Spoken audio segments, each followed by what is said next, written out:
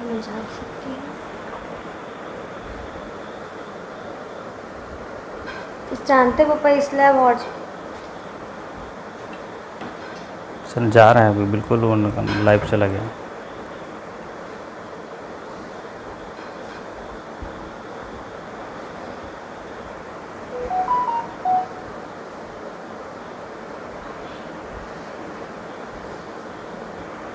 Hello नमस्कार, कैसे हैं आप सब लोग? वाह,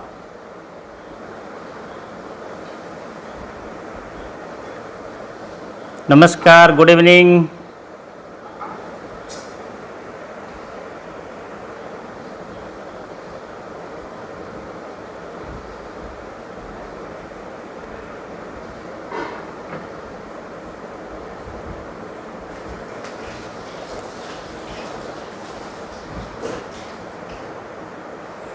हेलो नमस्कार, कैसे हैं? कोई साथी अगर जुड़े हों तो बिल्कुल थम्स अप करिए, थम्स अप करिए अगर कोई साथी जुड़े हों, या तो आवाज़ सही आ रही है तो बताइए।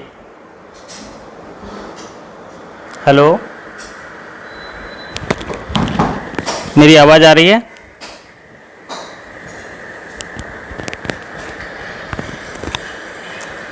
हेलो, कैसे हैं? कोई साथी अगर जुड़े हों थम्स अप करिए अगर कोई साथी जुड़े हों, या तो आवाज़ सही आ रही है तो बताइए।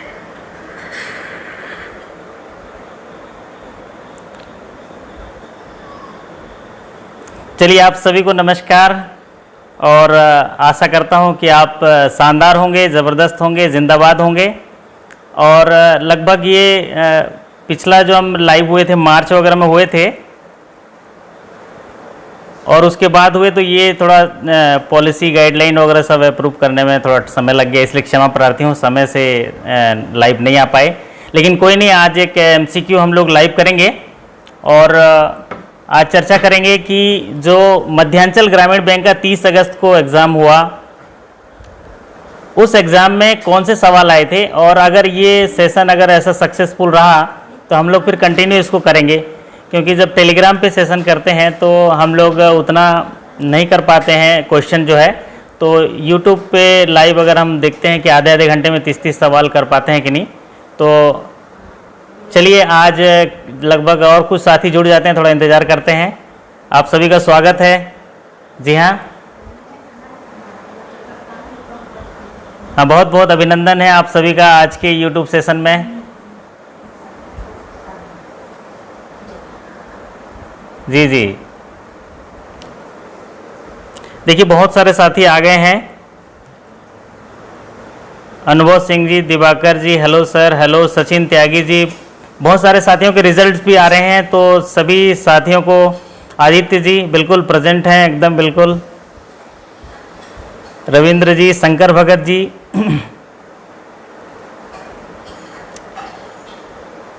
चलिए, तो आज का हम लोग क्वेश्चन डिस्कस करने वाले हैं। आज जो हम लोग क्वेश्चन डिस्कस करेंगे वो है मध्यांचल ग्रामीण बैंक में जो 30 अगस्त 2020 को एग्ज़ाम हुए, उसमें जो मेमोरी कलेक्टेड क्वेश्चन आए थे उनमें डिस्कस करते हैं। क्योंकि जब भी हम मेमोरी कलेक्टेड क्वेश्चन पे डिस्कस करते हैं तो ऐसे जो है लगभग 20 सवाल तो हूबहू ऐसे ही आ जा रहे हैं। तो ये जो आज सवाल हम डिस्कस करने वाले हैं, जो आप लोग यहाँ सॉल्व करने वाले हैं, वो हैं स्केल 1 to 2 के लिए है, मध्यांचल ग्रामीण बैंक में जो आए थे। और इसका पहला सवाल जो आज चर्चा कर रहे हैं, देखिए यहाँ पर पहला सवाल कि what is the maximum accidental insurance coverage इन प्रधानमंत्री सुरक्षा बीमा योजना। What is the maximum accidental insurance coverage इन प्रधानमंत्री सुरक्षा बीमा योजना। और आपके ऑप्शन है इस प्रकार कि प्रधानमंत्री सुरक्षा बीमा योजना में मैक्सिमम एक्सीडेंटल डेथ जो इंश्योरेंस कवरेज होता है पूछा गया है, वो कितना होगा। और आपके ऑप्शन है ए 1 लाख, 2 लाख, 3 लाख एंड 5 लाख।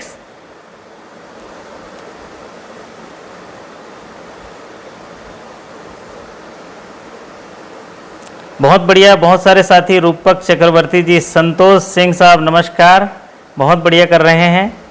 रितेश पांडे जी, विश्वजीत दास जी, और इसका सही उत्तर है 2 लाख। बहुत बढ़िया, शानदार, आप लोग अच्छा कर रहे हैं। और आप बताइए ज़रा, ये सब ऑडियो वीडियो क्लियर है ना सुधीर जी, सुभाष जी? आज ये समझ लीजिए आज प्रैक्टिस सेशन है, मैं भी अपना प्रैक्टिस करता हूँ। आपसे सीखना बहुत ज़रूरी है, आप लोगों से रूबरू होने के लिए। तो आप ये नए नए माध्यम का इस्तेमाल करना भी बहुत ज़रूरी है, और मैं भी हर दिन सीखता रहता हूँ। प्रिया जी बहुत बहुत धन्यवाद, आपने बताया कि आवाज़ क्लियर है। आदित्य जी बहुत बढ़िया। चलिए अभी चलते हैं अगले सवाल की ओर। अगला सवाल, ये जो सवाल हम लोग चर्चा कर रहे हैं, ये सवाल आए थे अभी पिछले संडे को 30 अगस्त 2020 को मध्यांचल ग्रामीण बैंक के स्केल 1 to 2 में आए थे। तो इन प्रश्नों को जब हल करेंगे तो आप देखिएगा आपका कॉन्फिडेंस लेवल जो है बढ़ेगा, और आपको जो है पढ़ने में और इच्छा होगी, उत्साह होगा, उमंग होगा। तो अभी दूसरे सवाल पे चर्चा करते हैं। दूसरा सवाल देखिए आपके स्क्रीन पर है, मिनिमम लोन अमाउंट इन मुद्रा किशोर योजना। तो जो मुद्रा योजना है, तो मुद्रा योजना में 3 कैटेगरी में होते हैं, एक शिशु होता है, एक किशोर होता है, एक तरुण होता है। तो यहाँ पूछा गया, देखिए ध्यान से, मिनिमम लोन अमाउंट इन मुद्रा किशोर योजना। किशोर योजना में मिनिमम जो है लोन कितना होगा, तो किशोर में होगा। और देखिए बहुत बढ़िया रजनी जी, आदित्य जी, ये सवाल बहुत ट्रिकी सवाल पूछ दे रहा है। इसमें बहुत सारे साथी गलत कर जाते हैं। इसमें कई साथी जो है 50,000 में लगा देते हैं, कई साथी जो है 5 लाख में लगा देते हैं। लेकिन यहाँ पर हम लोग ध्यान से देखेंगे तो 50,000 से ज़्यादा, मतलब 50,001 रुपये इसका सही आंसर होगा। तो इसका सही आंसर होगा 50,001। बहुत बढ़िया, मनोज जी, तिवारी जी आ गए हैं, भारत भ्रमण करके आ गए हैं, बहुत बढ़िया, बहुत बहुत आपका अभिनंदन है। विश्वजीत दास जी, आप बहुत प्रॉम्प्ट रहते हैं, बहुत बढ़िया। चलिए अगला सवाल आज के सेशन का सवाल नंबर 3 आपको चर्चा करते हैं। सवाल number 3, what is the target for agriculture sector under priority sector lending. देखिए एग्रीकल्चर के लिए प्रियॉरिटी सेक्टर लैंडिंग का टारगेट पूछा गया, और वो भी रीजनल रूरल बैंक्स के लिए पूछा गया है। और प्रियॉरिटी सेक्टर इतना महत्वपूर्ण टॉपिक है कि इससे सवाल हमेशा आते ही आते हैं। प्रियॉरिटी सेक्टर बिल्कुल एक बार नहीं, 2 बार नहीं, अच्छे से पढ़ लीजिए, याद कर लीजिए एक एक टॉपिक, और नहीं है तो फिर हम नया सेशन भी ले आएंगे प्रियॉरिटी सेक्टर पे। तो what is the target for agriculture sector under priority sector landing regional rural bank के लिए? आपके ऑप्शन दिए हैं 10%, 10% of outstanding, 15% of outstanding balance, 18% of outstanding balance, 75% of outstanding balance. तो ये जो है रीजनल रूरल बैंक के लिए टारगेट पूछा गया है। और जब रीजनल रूरल बैंक के लिए जब हम टारगेट की चर्चा करते हैं तो वहाँ पर आउटस्टैंडिंग बैलेंस या टोटल एडवांसेस पे आते हैं।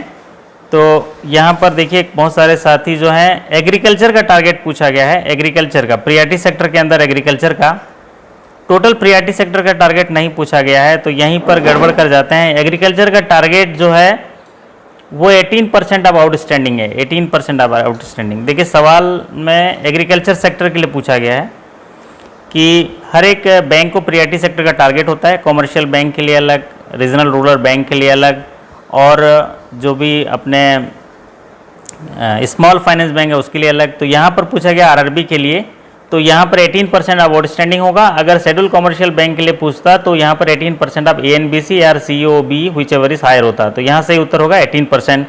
बहुत सारे साथी 18% कर रहे हैं। मदन जी बहुत बढ़िया। चलिए अगला सवाल आज के सेशन का सवाल नंबर 4 आपके स्क्रीन पर कुछ इस प्रकार है, what is the maximum project cost and the maximum loan for construction purchase of house flat in other area under priority sector lending. देखिए पूछा गया है कि प्रियॉरिटी सेक्टर में हाउसिंग को किस तरह से कैटेगराइज करना है। प्रियॉरिटी सेक्टर लैंडिंग के लिए जो हाउसिंग है वहाँ पर कुछ टारगेट दिए गए हैं कि अगर उसका प्रोजेक्ट कास्ट कहाँ तक हो तो वो प्रियॉरिटी सेक्टर में आएगा, साथ ही साथ मैक्सिमम लोन कहाँ पर हो तो प्रियॉरिटी सेक्टर में आएगा। तो what is the maximum project cost, project cost maximum कितना होगा। और पूछा गया maximum loan for construction purchase of house flat in other area. Other area का मतलब होता है एक मेट्रो एरिया जो 10 लाख से ज़्यादा वाले में होते हैं, और एक होता है अदर एरिया जो 10 लाख से कम पॉपुलेशन वाले हैं। तो यहाँ पूछा गया है 10 लाख से कम में पूछा गया है, तो अदर एरिया है। तो अदर एरिया की केस में मैक्सिमम जो प्रोजेक्ट कास्ट कितना होना चाहिए और लोन मैक्सिमम कितना होना चाहिए, तो वो जो लोन है प्रियॉरिटी सेक्टर का हिस्सा कहलाएगा। बहुत सारे साथी सही जवाब दे रहे हैं इसका, नितिन जी, प्रियंका जी, प्रवीण कुमार जी, स्वागत है आपका, बहुत बढ़िया। और इसका सही उत्तर है, अगर अदर एरिया में है तो मैक्सिमम प्रोजेक्ट कास्ट जो है 30 लाख और मैक्सिमम लोन है जो है 25 लाख होगा। और यही अगर मेट्रो एरिया के लिए होता तो मैक्सिमम प्रोजेक्ट कास्ट जो है 45 लैक्स होता और जो लोन होता है 35 लैक्स। तो यहाँ सही उत्तर होगा बी। तो ये बहुत सारे साथी कर रहे हैं, बहुत बहुत आप लोगों को शुभकामनाएं, बधाई, आपने अच्छा तैयारी किया है। चलिए सवाल नंबर 5 आपके स्क्रीन पर कुछ इस प्रकार है। अगर कोई लोन है, गोल्ड सिक्योरिटी लिया गया है तो कौन सा चार्ज क्रिएट होगा? In case of gold security charge is created as, अगर सिक्योरिटी के रूप में गोल्ड ऑर्नामेंट है तो चार्ज कौन सा क्रिएट होगा? Hypothecation, pledge, mortgage, lien. और साथियों यहाँ पर हम उन सवालों पे चर्चा कर रहे हैं जो हूबहू अभी रिसेंटली संडे को आए थे। तो सोचिए किस तरह के सवाल पूछ रहे हैं, आपको एक ट्रेंड पता चलेगा उसमें कैसे सवाल आ रहे हैं। हम लोग बहुत से बड़ी बड़ी चीज़ें पढ़ते रहते हैं, बहुत ज़्यादा समय देखते रहते हैं, हमको फोकस पढ़ाई करनी है, एग्ज़ाम ओरिएंटेड पढ़ाई करनी है, एग्ज़ाम के ट्रेंड का पता करना है कि कैसे सवाल आ रहे हैं। और अगर उन सवालों पे हम लोग अगर सही अगर उसकी तैयारी कर लें तो सफलता भी सुनिश्चित हो जाएगी, हमको एंग्जाइटी भी नहीं होगा, हमको किसी प्रकार का मानसिक तनाव भी नहीं होगा और हमारा काम भी बाधित नहीं होगा। इसीलिए कुशल मार्गदर्शन में तैयारी करना बहुत ज़रूरी है। तो यहाँ पर बहुत सारे साथी एकदम सही जवाब दे रहे हैं, बहुत बढ़िया। सुभाष यादव जी, विवेक सिंह जी, मनीष शर्मा जी, रविंद्र कुमार जी। तो इसका सही उत्तर है प्लेज। अगर गोल्ड सिक्योरिटी है तो इसका जो है प्लेज होगा। और प्लेज में क्या होता है? ओनरशिप बारोवर का होता है लेकिन पोजीशन बैंक के पास होता है, बैंक के पास पोजीशन होता है, तो ये प्लेज हो जाता है। चलिए बढ़ते हैं, सवाल नंबर 6 आपके स्क्रीन पर कुछ इस प्रकार है। और सवाल नंबर 6 के अनुसार, इन case of hypothecation the ownership and position with, पूछा गया है कि अगर हाइपोथिकेशन चार्ज क्रिएट किए गए हैं तो ओनरशिप और पोजीशन किसके साथ होता है? और आपके ऑप्शन दिए हैं bank, borrower, guarantor and none. जी हाँ, ये सवाल बिल्कुल आ रहे हैं और आपके एग्ज़ाम में ही जो बड़ौदा यूपी ग्रामीण बैंक और जो बिहार ग्रामीण बैंक और त्रिपुरा ग्रामीण बैंक में आने वाले एग्ज़ाम है उनमें ये सवाल आएंगे। अभी जो ये हो सकता है जितने सवाल यहाँ चर्चा कर रहे हैं इसके मोर देन 50% सवाल हूबहू आ जाएंगे। तो in case of hypothecation the ownership and position with bank, borrower, guarantor, none.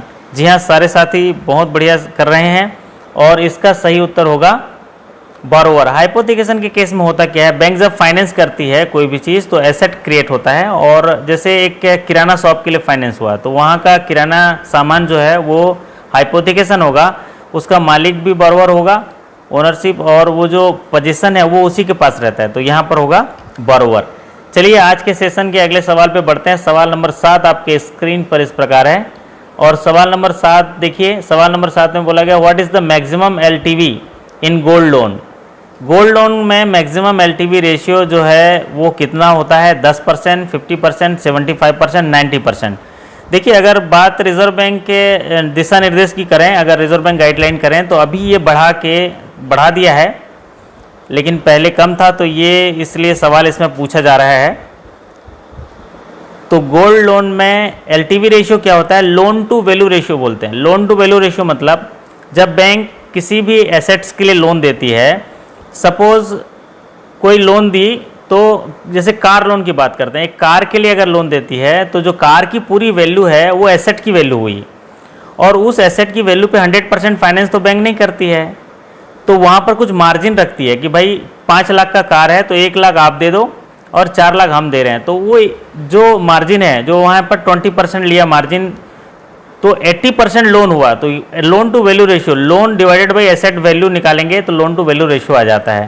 तो जिस उदाहरण की बात मैंने अभी करी उसमें 80% LTV रेशियो होगा, लेकिन इसमें पूछा गया गोल्ड लोन में मैक्सिमम LTV रेशियो जो अभी रिजर्व बैंक ने 90% कर दिया है, इसका सही उत्तर होगा 90%। एक बार पुनः बता दें, LTV रेशियो क्या करेंगे, किसी भी एसेट को जब फाइनेंस करते हैं हम पूरा लोन नहीं देते। जैसे हाउसिंग लोन है, कोई 20 लाख का हाउसिंग लोन है तो उसका क्या करते हैं, हम पूरा 100% फाइनेंस नहीं करते, 90% फाइनेंस करते हैं, तो हमारा लोन हो गया 90%, तो LTV रेशियो क्या हो गया 90%। वो मार्जिन दिया 10% तो उसका मार्जिन हुआ, तो लोन टू वैल्यू रेशियो बोलते हैं। जो है संपत्ति ग्राहक के पास जा रही है उसका कितना % हम लोन दे रहे हैं वो लोन टू वैल्यू रेशियो है। तो यहाँ है 90%, अर्लियर इट वाज 75%। बहुत बढ़िया, मनीष शर्मा जी, आप बहुत अच्छा कर रहे हैं। आपने पहले 75% था, लेकिन अभी ये 90% कर दिया। और बैंक टू बैंक वेरी भी करता है, वो अपने हिसाब से क्रेडिट पॉलिसी के हिसाब से कम भी कर सकते हैं, लेकिन मैक्सिमम 90% तक ले जा सकते हैं, ये बात है। चलिए आगे बढ़ते हैं। सवाल नंबर 8 आपके स्क्रीन पर इस प्रकार है। सवाल नंबर 8 के अनुसार what is the maximum gold loan in Madhyanchal ग्रामीण बैंक। ये सवाल पूछा था बैंक के इंटरनेट सर्कुलर से सवाल था। उनके बैंक में मैक्सिमम गोल्ड लोन की कोई स्कीम होगी, उसमें से मैक्सिमम कितना गोल्ड लोन दे सकते हैं। तो ऑप्शन है 1 लाख, 2 लाख, 3 लाख, 5 लाख। तो ये दूसरे बैंक के साथ ही हो सकता है, इसको नहीं जान पा रहे होंगे, लेकिन अपने अपने बैंक का आप याद कर लीजिएगा। और इसका सही उत्तर है 3 लाख।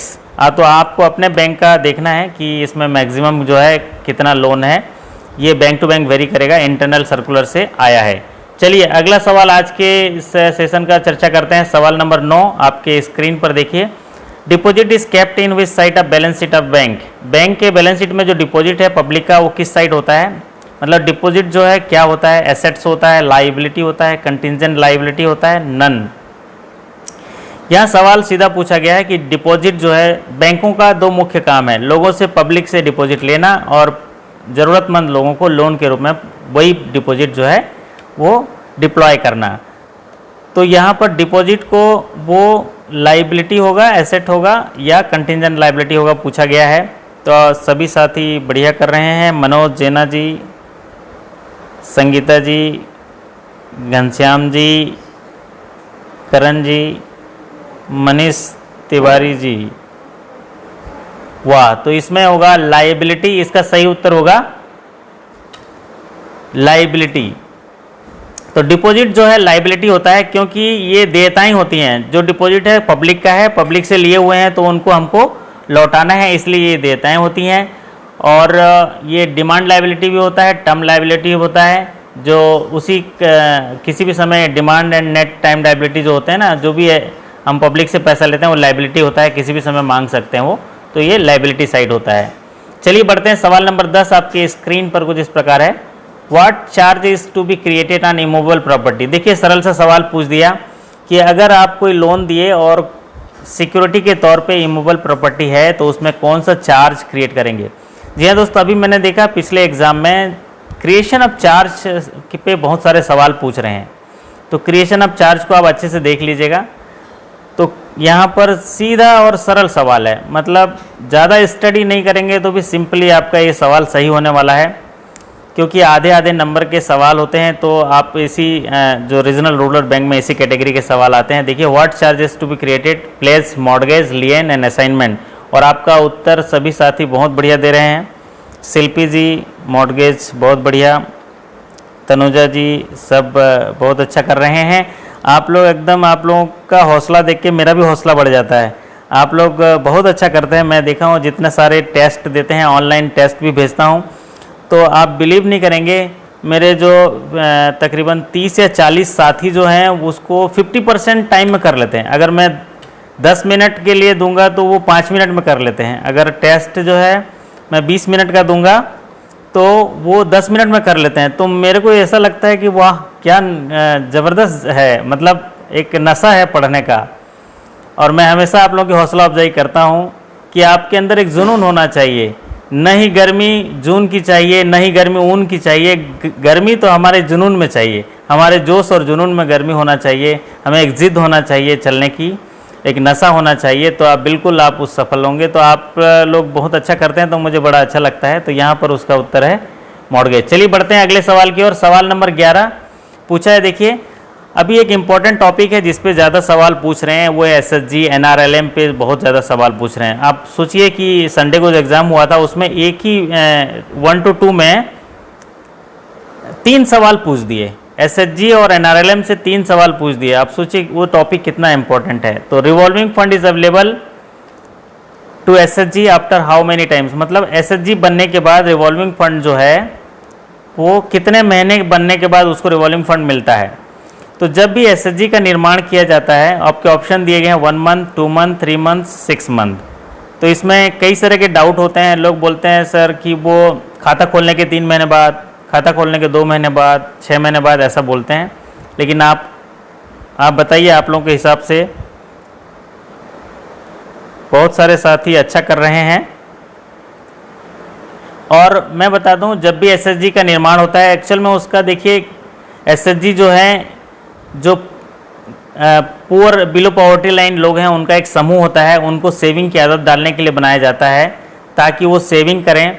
सेविंग करने के बाद वो अपना आत्मनिर्भर बनने के लिए, वो आर्थिक तरीके से आत्मनिर्भर बनने के लिए उस दिशा में कार्य करें। तो उसके लिए उनको पंचसूत्र का पालन कराया जाता है, जिसमें रेगुलर मीटिंग कराई जाती है, रेगुलर सेविंग कराई जाती है, रेगुलर अकाउंट रखा जाता है, रेगुलर तरीके से फिर इंटरनल लैंडिंग की जाती है और रेगुलर उनकी रिकवरी की जाती है।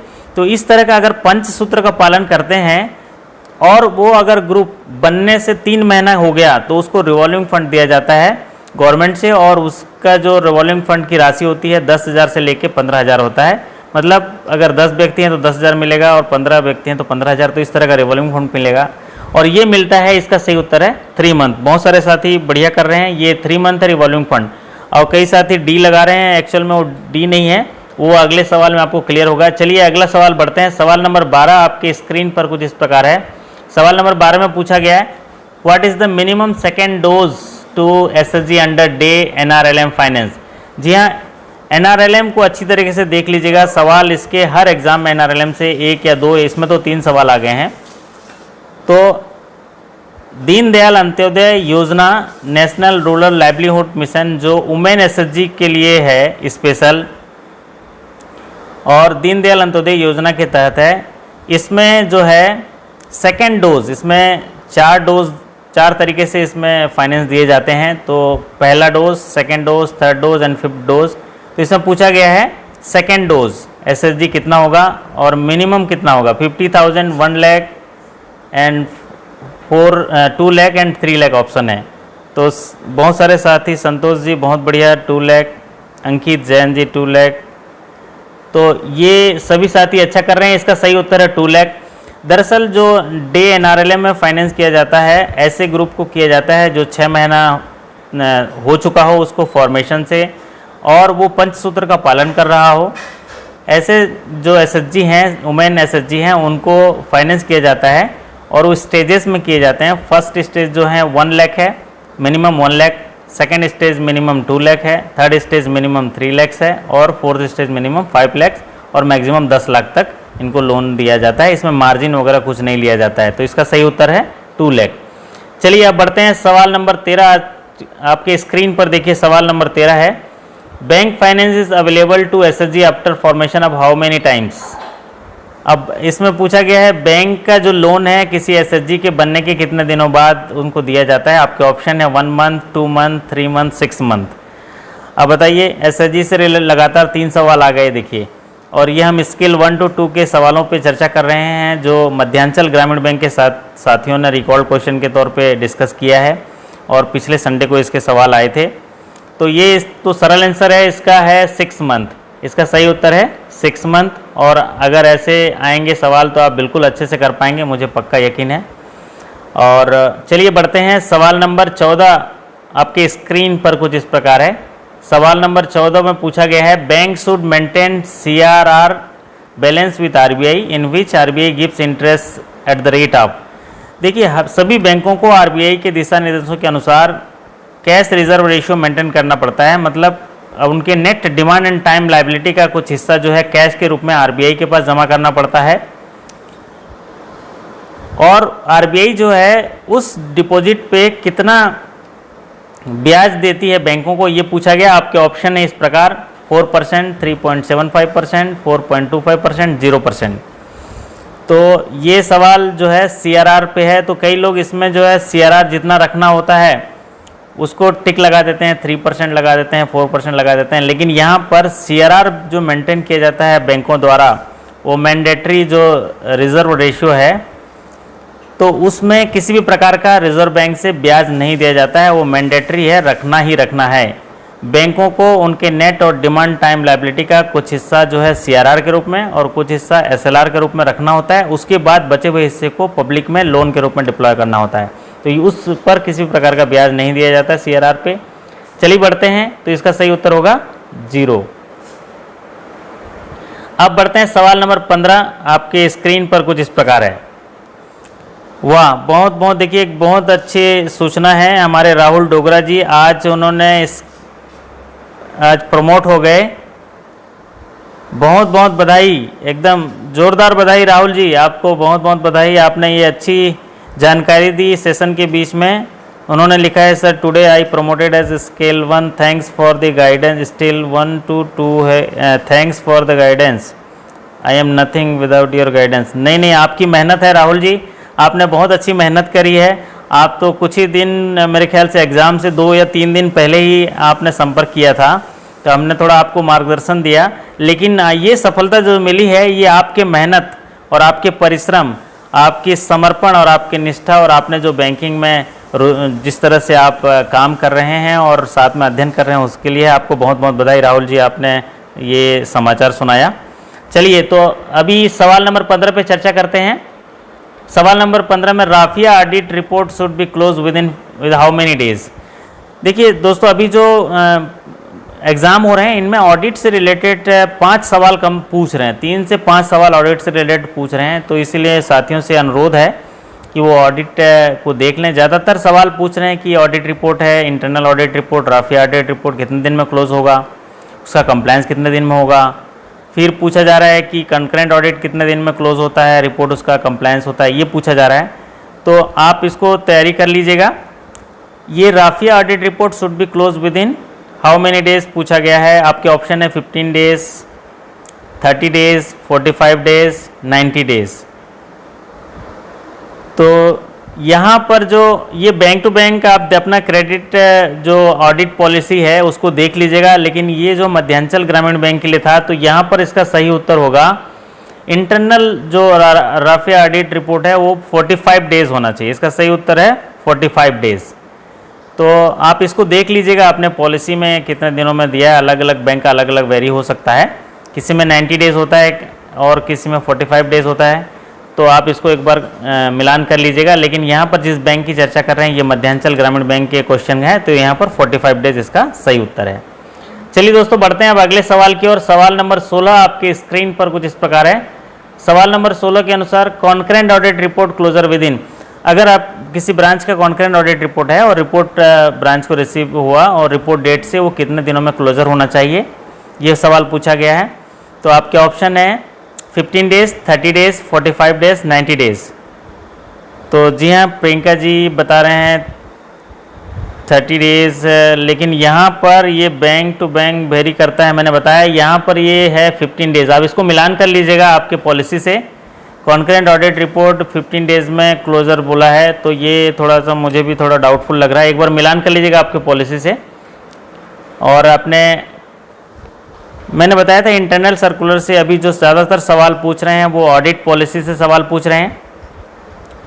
इसमें कॉन्करेंट ऑडिट हैं, और तो और ब्रांच इंस्पेक्शन रिपोर्ट के लिए भी पूछ रहा है। अभी ब्रांच इंस्पेक्शन रिपोर्ट अगर हुआ तो कितने दिनों में क्लोज होना चाहिए, तो ये भी सवाल पूछ रहे हैं। तो उसका भी आप देख लीजिएगा। इंटरनल ऑडिट का है, राफिया ऑडिट का देख लीजिएगा। अब चलते हैं सवाल नंबर 17। सवाल नंबर 17 पे चर्चा करते हैं। सवाल नंबर 17 में ये देखिए, लॉस रिजल्टिंग फ्रॉम इनएडुकेट और failed internal processes, people and systems और from external event is called. अगर बैंक को कोई नुकसान होता है किसी इंटरनल प्रोसेस की वजह से या अपर्याप्त साधन की वजह से या गलत प्रोसेस की वजह से, लोगों के और सिस्टम एक्सटर्नल इवेंट की वजह से, तो उस जो लॉस है उसमें जो रिस्क पैदा होता है उस रिस्क को क्या बोलते हैं? Legal risk, credit risk, system risk, operational risk. ये सवाल पूछ दिया 2-3 बैंकों में, ये सवाल पूछ दिया अभी। तो आप लोग बताइए इसमें क्या होगा। यस, बहुत बढ़िया अनुभव जी, मनीष शर्मा जी, इकबाल जी स्वागत है आपका, विश्वजीत जी बहुत बढ़िया, सुधीर जी। ये होगा ऑपरेशनल रिस्क, इसका सही उत्तर है ऑपरेशनल रिस्क, इसका सही उत्तर होगा। तो लॉस अगर किसी पब्लिक पीपल और सिस्टम की वजह से होता है तो इसको बोलते हैं ऑपरेशनल रिस्क में गिना जाता है, ऑपरेशनल रिस्क का हिस्सा होता है। तो ये देख लीजिएगा। इसके लिए मैं आपको रिस्क से रिलेटेड एक नया टॉपिक भी वीडियो बना के ला रहा हूँ जो आने वाले दिनों में बहुत जल्द आएगा, तो उसमें आपको और क्लियर हो जाएगा। चलिए बढ़ते हैं आज के अगले सवाल की ओर। सवाल नंबर 18 आपके स्क्रीन पर कुछ इस प्रकार है। If low risk customer has given the electricity bill as a address proof then how month old bill will be accepted. देखिए, जब लो रिस्क कस्टमर होते हैं उनसे हम एक एडिशनल एड्रेस प्रूफ के लिए लेते हैं जिसमें यूटिलिटी बिल्स होते हैं, म्यूनिसिपल कॉरपोरेशन का होता है, चाहे वो इलेक्ट्रिसिटी बिल होता है, टेलीफोन बिल होता है, तो वो कितने महीने पुराने होने चाहिए, वो कितने महीने पुराने होने चाहिए, उससे ज़्यादा पुराना नहीं होना चाहिए, ताकि हम उसको एड्रेस प्रूफ के रूप में एक्सेप्ट किया जाता है बैंकों में खाता खोलते समय। आपके ऑप्शन है 1 month, not older than 1 month, not older than 2 month, not older than 3 month, not older than 4 month. जी हाँ, सभी साथी इसको सही बना रहे हैं। नम्रता जी बहुत बहुत बधाई आपको, चेतन जी, संध्या जी, सुधीर जी। ये एक्चुअल में इसका सही उत्तर है 2 मंथ्स। अगर 2 महीना से ज़्यादा पुराना हुआ तो हम एक्सेप्ट नहीं करते, तो 2 महीना तक चलेगा। तो अगर लो रिस्क कस्टमर है और एड्रेस प्रूफ में यूटिलिटी बिल्स देता है तो 2 महीने से ज़्यादा पुराना नहीं। इसको याद कर लीजिए। ये सवाल जो है अभी छत्तीसगढ़ ग्रामीण बैंक में भी आया था, राज्य ग्रामीण बैंक में भी आया था, 223 में भी ये सवाल आया था। तो आप सोचिए ये सवाल आपके एग्जाम में भी हूबहू आने वाला है, तो यहाँ 2 मंथ्स में टिक लगा दीजिएगा। चलिए बढ़ते हैं अगले सवाल की ओर। सवाल नंबर 19 आपके स्क्रीन पर कुछ इस प्रकार है। If no operation for how many years account will be inoperative account. अगर किसी खाता में कितने समय तक कोई लेन देन नहीं होता है तो उसको इन ऑपरेटिव अकाउंट कहते हैं। और आपके ऑप्शन है 6 महीना, 1 साल, 2 साल, 7 ईयर। जी हाँ साथियों, ये सरल सा सवाल है। इसमें बोला गया कि आप कोई ऑपरेशन नहीं हुआ खाता में तो वो इन ऑपरेटिव अकाउंट कब कहलाएगा। और आपके ऑप्शन है 6 मंथ, 1 ईयर, 2 ईयर, 7 ईयर। तो खाते में अगर नो क्रेडिट, नो डेबिट, कोई भी लेन देन नहीं होता है तो बहुत सारे साथी, रूपक जी बहुत बढ़िया, अच्छा लग रहा है रूपक जी, मनीष शर्मा जी, करण जी, इकबाल हुसैन जी, रोहित जी, आपका बहुत बहुत धन्यवाद। आपने बहुत सारे सवाल रिकॉल के तौर पे, रोहित सिंह जी का भी धन्यवाद करेंगे, उन्होंने बहुत सारे सवाल जो हैं नोट किया था और हमें भेजा था सेम डे। तो बहुत अच्छा एग्ज़ाम भी गया रोहित जी का, तो आपको बहुत बहुत बधाई है और आप बिल्कुल सफल हो रहे हैं रोहित जी। मेरी शुभकामनाएं रहेंगी सभी साथियों के लिए। तो ये इसका सही उत्तर है 2 ईयर्स। अगर 2 साल तक अगर लेन देन नहीं हुआ तो इनऑपरेटिव हो जाता है। इसी में सवाल पूछता है मिसिंग पर्सन का भी, तो वो 7 ईयर का होगा मिसिंग पर्सन के लिए। और एक सवाल पूछता है अनक्लेम डिपॉजिट, तो वो 10 ईयर के लिए। ये 3 चीज़ें याद कर लिए तो आपके बहुत सारे सवाल हो जाएंगे। इनऑपरेटिव है 2 ईयर्स के लिए, और मिसिंग पर्सन के लिए 7 ईयर, और अनक्लेम डिपॉजिट के लिए 10 ईयर्स। चलिए, आज एक्चुअल में काफ़ी दिनों बाद, लगभग 9 महीनों बाद हम लाइव आए ये MCQ लेके, तो थोड़ा सा देरी हो गया। तो आज जो है हम सिर्फ 20 सवाल डिस्कस कर रहे हैं। कल से आप लोग के जैसा फीडबैक आएगा उसके हिसाब से सवाल बढ़ाएंगे, समय वगैरह भी आपसे डिसाइड करेंगे, क्योंकि किसी को भी कोई तकलीफ नहीं होनी चाहिए। हंसते खेलते मुस्कुराते हुए आनंद में माहौल में तैयारी भी हो जानी चाहिए, और दिनचर्या जीवन भी बहुत अद्भुत तरीके से सबका चलना चाहिए। और खुश रहना बहुत ज़रूरी है साहब। खुश रहना इसलिए ज़्यादा ज़रूरी है क्योंकि खुश रहने से सब चीज़ें बहुत जल्दी जल्दी अच्छे से मिल जाती हैं और स्फूर्ति बनी रहती है कि हर वक्त गुल बनकर मुस्कुराना है ज़िंदगी, मुस्कुराहट गम भुलाना है ज़िंदगी, जीत कर मुस्कुराए तो क्या मुस्कुराए, हार कर मुस्कुराए तो मुस्कुराना है ज़िंदगी, तो मुस्कुराना है ज़िंदगी। तो हमेशा मुस्कुराते रहिए, देखिएगा आपकी ज़िंदगी में बहुत बड़ी तब्दीली हो जाएगी। अगर आप हार भी रहे हैं तो मुस्कुराइए, अगर कुछ चीज़ हासिल नहीं हो रहा है तो भी मुस्कुराइए। देखिएगा, यकीन मानिए 1 से 2 साल बाद आपको इतनी सारी खुशियाँ मिलेंगी ना कि फिर आप उस दिन किसी चौराहे पे मिलेंगे, किसी चौक पे मिलेंगे और आपके साथ चाय पियेंगे, फिर वो एक सफलता की कहानी आप भी सुनाओगे। तो चलिए आज के सेशन के अंतिम सवाल पे चर्चा करते हैं। सवाल नंबर जो है अभी 20, in the credit rating agency if rating is BB grading है तो उसका मतलब क्या है। देखिए, जब भी लोन देते हैं तो उनकी रेटिंग की जाती है, और रेटिंग में अगर BB आया उसका मतलब क्या है, और उसके ऑप्शन है। देखिए, जैसे रेटिंग में आता है A grade rating, A+, AAA, ऐसे रेटिंग आते हैं। तो यहाँ BB ग्रेडिंग का मतलब पूछा गया है। तो low risk, modest risk, acceptable risk, high risk. तो यहाँ पर देखिए शरद पांडे साहब आ गए हैं, स्वागत है शरद पांडे साहब। ये देखिए ग्रामीण बैंक के लिए हम डिस्कस कर रहे हैं, और यहाँ पर पूछा गया है क्रेडिट रेटिंग में अगर बीबी ग्रेडिंग है तो आप अपना क्रेडिट पॉलिसी में इसको ज़रूर देख लीजिएगा। मैं नहीं कह सकता कि सभी बैंकों के लिए एक होगा, लेकिन यहाँ पर देखिए, यहाँ पर बीबी ग्रेडिंग जो मीनिंग होता है उसका होता है एक्सेप्टेबल रिस्क। एक्सेप्टेबल रिस्क है अगर बीबी ग्रेडिंग है, तो इसको बिल्कुल याद कर लीजिएगा। और अगर आपके पास ये रेटिंग लिस्ट नहीं है तो मैं आपको प्रोवाइड करा दूंगा। और बिल्कुल, हाय अतुल जी, हेलो, कैसे हैं? Yes, credit risk management acceptable अगर है तो एक्सेप्टेबल रिस्क, बस रोहित जी बहुत बढ़िया आपने दिया, ये है। हाँ, ये बीबी ग्रेडिंग का मतलब होता है वो एक्सेप्टेबल रिस्क। जी हाँ दोस्तों, ये थे कुछ 20 सवाल जो है हम आज इस लाइव एमसीक्यू से जो सीरीज़ स्टार्ट की हैं, आप लोग के अनुरोध पे बहुत साथियों ने आग्रह किया था और मुझे भी अच्छा लग रहा था कि चलिए इस तरह से अगर हम कुछ करेंगे तो जल्दी सीखने भी मिलेगा। और जब हम देखते हैं और अपना डिसीजन लेते हैं और आप जिस तरह से कर रहे हैं तो उसमें क्या हमारी जो तैयारी है पुख्ता हो जाती है और एक सरल साधन के हिसाब से हम सीख जाते हैं। तो आपने बहुत अच्छा समय दिया। अगर आज का सेशन आपको कैसा लगा, एक अगर फीडबैक या थम्स अप कर देंगे तो मैं आप लोगों से विदा लूँगा और फिर कल मुलाकात होगी।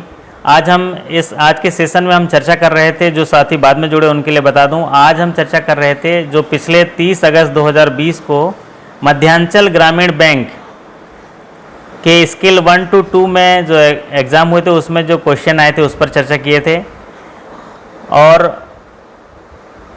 इसी तरह आने वाले दिनों में भी हम नए नए टॉपिक जो बड़ौदा यूपी ग्रामीण बैंक के साथी हैं वो जो उनके लिए बढ़िया तैयारी करा देंगे। टॉपिक वाइज जो है हर दिन हम लोग आधा आधा घंटा इस तरह से सीखेंगे जिससे आपका पूरा टॉपिक कवर हो जाएगा और फोकस उसी पे पढ़ाई करेंगे जो सवाल आने वाले हैं और बिल्कुल कम समय में अच्छी तैयारी कराएंगे, ये मैं आपको भरोसा दिलाता हूँ। तो चलिए, आज के सेशन के लिए आपको बहुत बहुत धन्यवाद। नमस्कार सभी को। रूपक जी, प्रियंका जी, बिल्कुल तिवारी जी, बहुत अच्छा लगा, आशीष तिवारी जी। तो चलिए, आप सभी को मैं बहुत उत्साह बढ़ाता हूँ, आपका हौसला बढ़ाता हूँ। आप लोग अपने आत्मविश्वास के साथ रहिए और तैयारी करते रहिए। आपको कहीं भी कोई दिक्कत होती है तो आप मेरे को व्हाट्सएप के माध्यम से भेज सकते हैं या हमसे सलाह ले सकते हैं। आप लोगों का हमेशा मैं स्वागत करता हूँ और मुझे अच्छा लगता है जब आप सवाल पूछते हैं और उसको हम लोग हल करते हैं। तो डाउट क्लियरिंग सेशन भी है, तो कल अपलोड हो जाएंगे, आप लोग देख लीजिएगा। तो चलिए, आपसे विदा लेता हूँ और शुभकामनाएं करता हूँ कि आप ज़रूर उस मुकाम में सफल होंगे। हमारी शुभकामनाएं साथ हैं, क्या हुआ जो कुछ बलाएं साथ हैं, उन अंधेरों को फतह कर लेंगे हम, क्योंकि रोशनी की कथाएं साथ हैं, रोशनी की कथाएं साथ हैं। और हारने का अर्थ यह भी जानिए कि जीत की संभावनाएं साथ हैं। हमारी शुभकामनाएं साथ हैं, हमारी शुभकामनाएं साथ हैं। जी हाँ, मेरी शुभकामनाएं हमेशा साथ हैं। आप लोग का आत्मविश्वास रखिए और तैयारी करते रहिए, सफलता मिलेगी। आप सभी को इस सेशन में बनाने के लिए बहुत बहुत धन्यवाद। आपकी सफलता और सकुशलता की कामना करते आपसे विदा लेता हूँ। फिर मुलाकात होगी जल्द अगले सेशन में। तब तक के लिए धन्यवाद, नमस्कार, थैंक यू सो मच।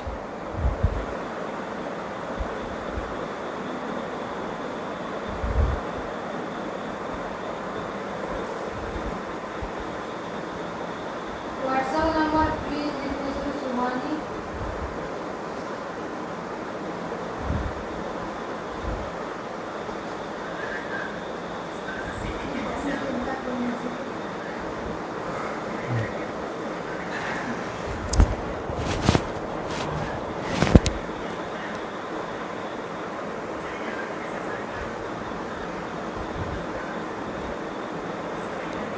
एक जन लिखा है नॉट इंटरेस्टेड।